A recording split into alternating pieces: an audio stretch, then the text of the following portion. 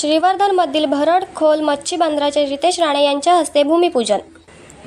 रायगड जिल्ह्यामधील श्रीवर्धन तालुक्यातील भरडखोल या मोठ्या मत्स्यबंदर विकास कामाचे मत्स्यबंदर विकास मंत्री नितेश राणे यांच्या हस्ते नुकतेच भूमिपूजन झाले।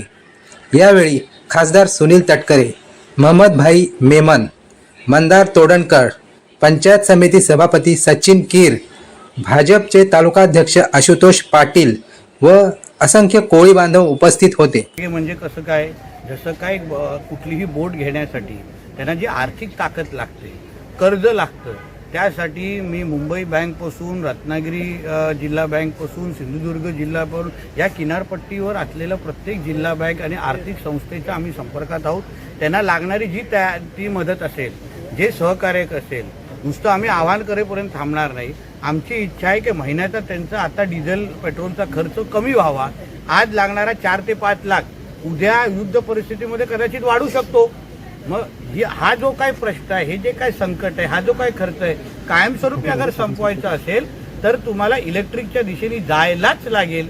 आणि म्हणून त्यासाठी लागणारी जी ताकद आहे, जे मार्गदर्शन आहे, मी हक्काने द्यायला तयार आहोत। त्यांनी फक्त आम्हाला संपर्क करावं। आम्ही गेटवे ऑफ इंडियाच्या इकडच्या पॅसेंजर जेटीची लोकांशी बोलायला सुरू केलेले आहेत।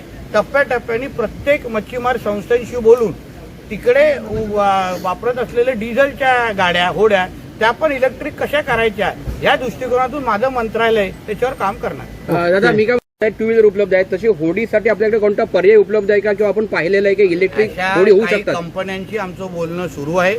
त्या कंपन्या मागणी अनुसार इलेक्ट्रिक बोटी देण्यासाठी ही तयार आहेत। असलेल्या डिझेलचे जे मोटर आहेत तेही इलेक्ट्रिकमध्ये बदलून देण्यासाठी तेही तयार आहेत। मच्छीमार समाजाने, संस्थेनी मानसिकता तयार करावी, तयारी दाखवावी। पुढची सगळी मदत करण्याची जबाबदारी माझी असेल। ओके। अशाच नवनवीन बातम्या व व्हिडिओ पाहण्यासाठी आमच्या दीप दर्पण चॅनलला लाईक आणि सबस्क्राईब करा। धन्यवाद।